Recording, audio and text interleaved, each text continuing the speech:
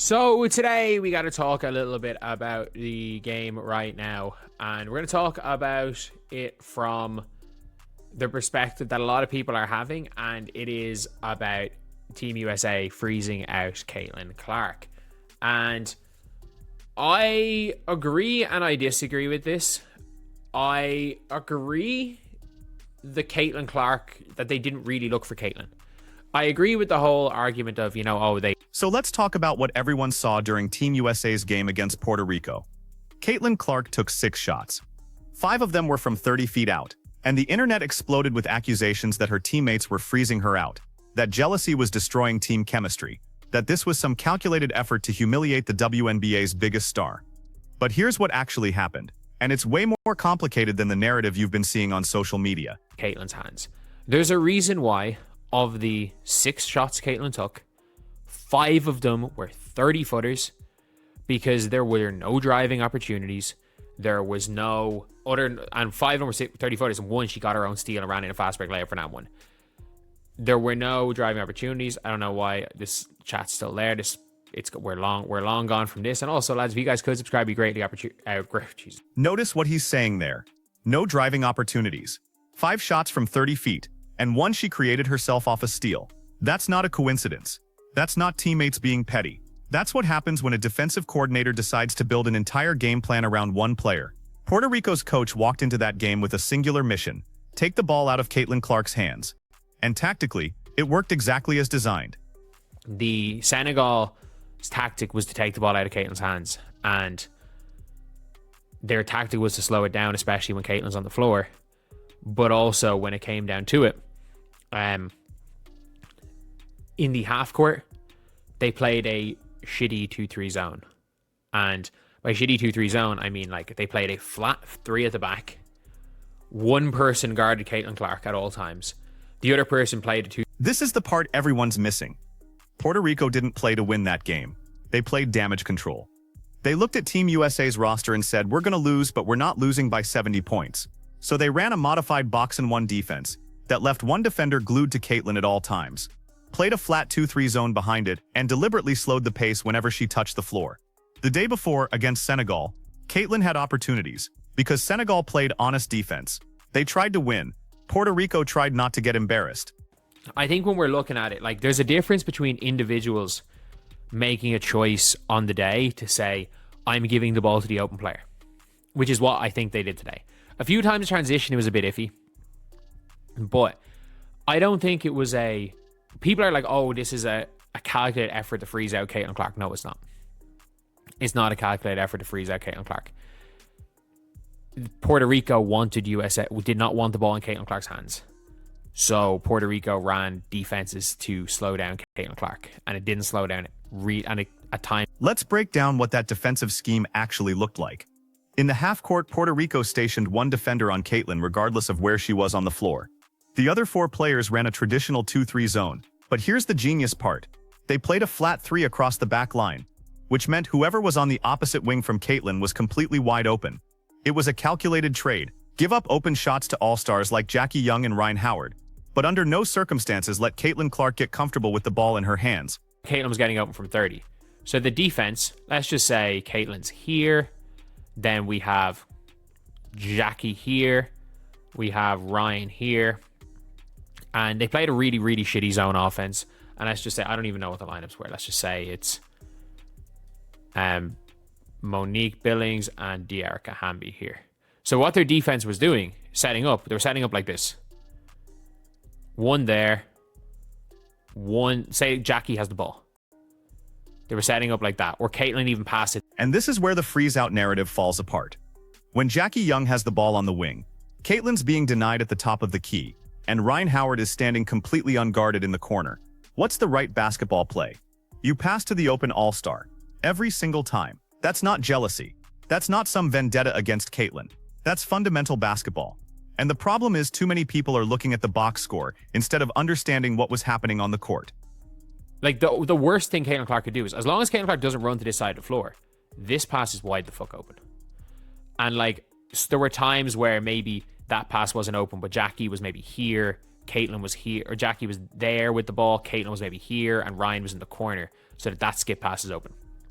Like, what you don't do in that scenario is force feed the ball to Caitlin Clark.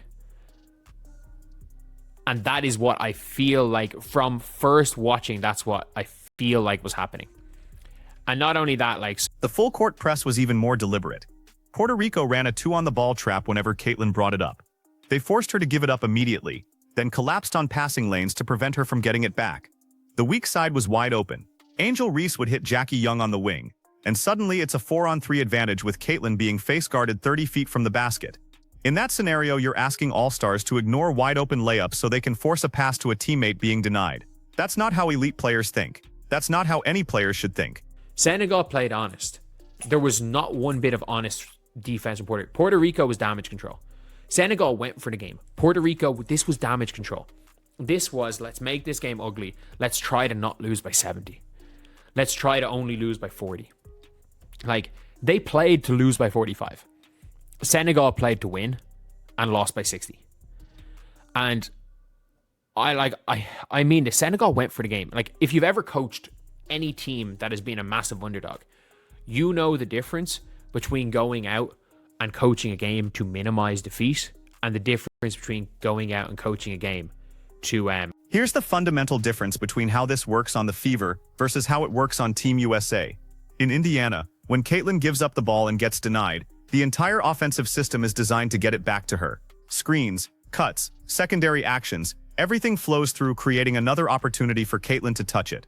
On Team USA, that doesn't exist. This roster has too much talent to run a Caitlin-centric offense. She's the best player on that team, but they're not building around her the way Indiana does. So when she gives it up and gets denied, she's standing in the corner just like Sabrina Ionescu would be in the same situation. In his interviews, like, he was annoyed they didn't win. Like, that's the way they went out into the game. Whereas Puerto Rico knew they weren't going to win and tried to not lose by 60. But all around, I don't think that they were freezing out Caitlin Clark intentionally. And I definitely don't think it's because of jealousy. It's the way the coaching is. If anything, it might have been a coaching situation and Carl Lawson pulling a Chuck Daly, being like, yeah, we know you guys can kill it in the full court, and just when you're out running, what happens when it's a half court? And maybe it was her way of kind of forcing a half court game. But I think as much as anything was what Puerto Rico were doing on defense. At the end of the day. And that's the reality of international basketball with this much star power. The only player who's getting the ball while being actively denied is Aja Wilson, because she's a post player, and that's how post offense works. Everyone else, including Caitlin, is operating within a system where ball movement trumps individual hierarchy. Compare that to the Senegal game the day before. Senegal played straight-up man-to-man defense. They tried to win, and Caitlin had driving lanes, transition opportunities, actual offensive flow. Team USA was perfectly willing to get her the ball because the defense wasn't specifically designed to prevent it. So let's talk about what this actually reveals. Because it's not about jealousy or freeze-outs or teammates being petty. It's about something way more significant for Caitlin's future with Team USA. What Puerto Rico exposed is that international teams are going to study what works. And what works is taking the ball out of Caitlin's hands, slowing down the pace, and forcing other players to beat you. That's going to be the blueprint going forward.